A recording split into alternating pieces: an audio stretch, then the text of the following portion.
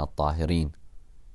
Respected brothers and sisters, Assalamu alaikum wa rahmatullahi wa barakatuh. May Allah subhanahu wa ta'ala accept your deeds, your a'mal, and your fasting in this holy, blessed month of Ramadan. And may Allah subhanahu wa ta'ala keep you all safe. We continue our series in briefly examining Islamic laws that pertain to the fasting. One of the questions that many people have when it comes to the duration of the fast, the time when the fast ends, is why is there a difference between the schools of thought and between the Shia scholars about the timing of when the fast ends? Why is it that some say it's at the time of sunset, when the disk of the sun actually sets, while many scholars state that the fast ends at the time of Maghreb? And basically Maghreb is when the redness in the eastern horizon dissipates and disappears. Why is there this difference amongst the scholars? If we examine the schools of thought, the Sunni schools of thought maintain that the Shar'i Maghrib is when the disk of the sun sets. As soon as the sun sets, you can pray and break your fast. Let's now examine the fatwa of Shia jurists and scholars. Some Shia scholars have also maintained that the Shar'i Maghrib is when the disk of the sun sets. But the vast majority of Shia scholars, they maintain that you have to wait some 10 to 15 minutes later when the redness in the eastern horizon disappears. Then that is an indication that the time for Maghrib has set. This is called in Arabic al-Humra al-Mashriqiyya. So if you look at the east, when the sun sets, you find that there is this reddish hue color scattered in the atmosphere. This begins to decrease. On average, some 10 to 15 minutes later, this redness disappears. This is an indication that the time for Maghrib has set in. You can now pray and break your fast. So why is there this difference? What is the main argument used by those scholars who believe you have to wait those extra minutes? One argument that they've used is the verse in the Holy Quran which speaks about the timing of the fast. In Surah Al-Baqarah, Allah subhanahu wa ta'ala tells us to eat and drink حتى يتبين لكم الخيط الأبيض من الخيط الأسود من الفجر. Keep drinking and eating at night. You're allowed to do so until the time of Fajr, dawn. At dawn, you have to start your fast. Then the Quran says, ثُمَّ أَتِمُّ الصِّيَامَ إِلَى اللَّيْلِ. Then continue fasting until the night. Layl in Arabic means night. These scholars have maintained that the word night is not applicable to the time of sunset. When the sun is setting, it's still too bright outside for us to call it night. But if you wait some 10-15 minutes later, when it starts to dim, when the brightness in the atmosphere is reduced, then we can start to call it night. So this is one argument that they've maintained. By the way, interestingly, there's a hadith in Bukhari attributed to the Prophet ﷺ. The hadith states that the Prophet told his companions that you have to continue your fast. When do you break your fast? The hadith in Bukhari states the Prophet pointed towards the eastern horizon. He pointed towards the east. And he says, when you see the night coming from here, then you break your fast. This hadith is in line with this Shi'i understanding of these scholars that you have to wait those extra minutes. Because the Prophet wasn't looking at the west and telling his companions, when you see the sun setting, he in fact told them to look at the east.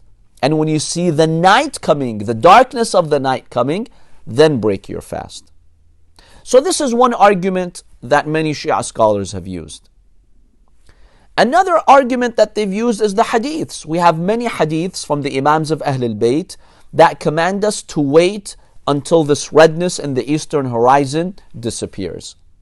So they base their fatwa on these hadiths. What about those scholars, Shia scholars, who do state that you can break your fast when the sun actually sets? What's their argument? Basically, they say that we are aware of all these hadiths that tell us to wait those extra minutes. But basically, these are based on precaution. Because in many areas, you cannot determine actual sunset. You could be living in a mountainous area, and the mountains or the landscape or the topography of your area blocks your view of the actual sunset. So the Imams gave a practical sign that indicates sunset, which is when the redness in the eastern horizon disappears, then you know for sure the sun has set. So that's why we have these hadiths. This is their analysis. Now, the other scholars, the other group of scholars who maintain you have to wait those extra minutes, they of course have a response to that. They believe that these hadiths are not just telling us a sign. We have many hadiths, they are very strong in their chain and content, and basically we give preference to them. Yes, we do have some hadiths that tell us you can break your fast and pray right at the time of sunset. But these scholars believe these hadiths were issued in the state of taqiyya. See, at the time, the political authorities, they followed the school of thought that would say Maghreb is when the sun sets. And if it came to their attention that the Imams and their followers had a different criterion, they would have persecuted the followers of Ahlul Bayt. So the Imams, peace be upon them, sometimes when spies were present, or when they were in a public setting, or just to save the lives of many of their followers, they said those hadiths that state you can break your fast at the time of sunset. So, in any case, there's a difference of opinion amongst Maraja. A number of them have maintained that you can break your fast right at the time of sunset. But many of them have maintained that you have to wait those extra minutes. You follow your marja in this fatwa. Now here's a question. Some people ask, I live in a household, my relatives, my parents are Sunni, and I became Shia. What do I do in this case? In the month of Ramadan, at the time of iftar, what do I do? I'm in an awkward position where my family is waiting at the dinner table and they're pressuring me to break fast with them. And I follow a marja who says that you have to wait those extra minutes.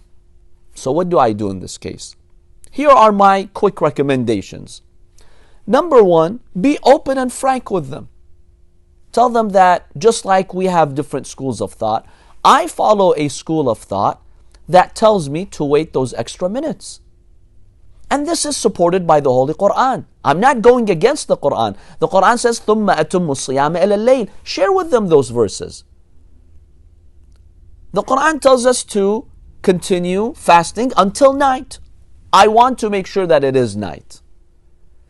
So the first step is just to be open with them, be frank with them, ask them to respect your beliefs and your school of thought and to accommodate you as well.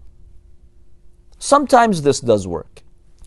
If this doesn't work, then the second step is to be creative. Find ways to delay the iftar.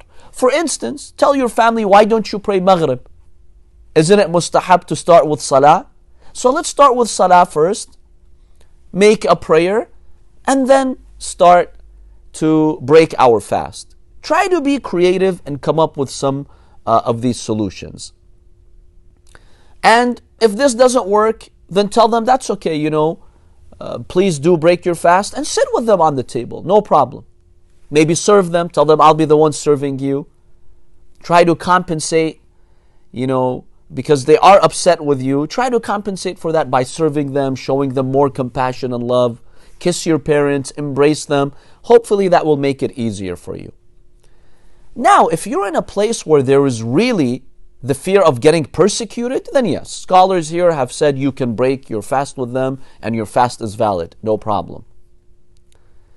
Now, another point to mention here is, if you follow a marja who says you have to wait those extra minutes, and his fatwa is based on ihtiyat wujubi, obligatory precaution, you can refer to another marja who allows you to break your fast at the time of sunset. So if you live in a family and they're breaking their fast right at the time of sunset, and if you want to delay yourself breaking the fast and waiting those extra minutes, this is going to create trouble for you. This is going to cause problems and difficulties for you. So let's say you follow a marja whose fatwa is based on ihtiyat wujubi. For instance, Ayatollah Sistani. His fatwa is you should wait those extra minutes. Yes, it's mandatory, but this is ihtiyat wujubi. It's based on obligatory precaution. That means you can follow another marja in this particular ruling who states that you can break your fast right at the time of sunset. So for instance, one of the maraja in Najaf who does state that you can break your fast at the time of sunset is Ayatollah al-Hakim. So if you follow a marja who says it's ihtiyat wujubi, you can follow another marja, and this would be also a solution for those who are stuck in these difficult situations. One last point, if you ever have a doubt whether the time for Maghreb set or no, you're not sure, did the sun set or no? Let's say you're looking at calculations, you're not certain how to read those calculations, or you're out somewhere, it seems like the sun is setting, but you're not actually sure. Whenever you have a doubt whether the sun set or not, can I break my fast or not? In this case, you must exercise precaution and continue fasting due to the law of continuity. And Imam al-Sadiq alayhi salam states, لا تنقض اليقين بالشك. Do not negate certainty with doubt. You were certain 10 minutes ago that it was day, right? This subject, that it's day, is certain. You continue that previous state until you have new yaqeen, new certainty that the night has set. So let's say it's around 7 p.m. You're not exactly sure whether the sun has set or not, whether the time for Maghrib has come or not. Well, you're certain that 15 minutes ago, 30 minutes ago, at 6:30, it was still day. You had to fast. You continue that previous state until you become certain that now I can break my fast. So whenever we're in the state of doubt, we apply the previous state and we have to exercise caution and continue fasting in this case. May Allah subhanahu wa ta'ala bless you all. Wassalamu alaikum wa rahmatullahi wa barakatuh.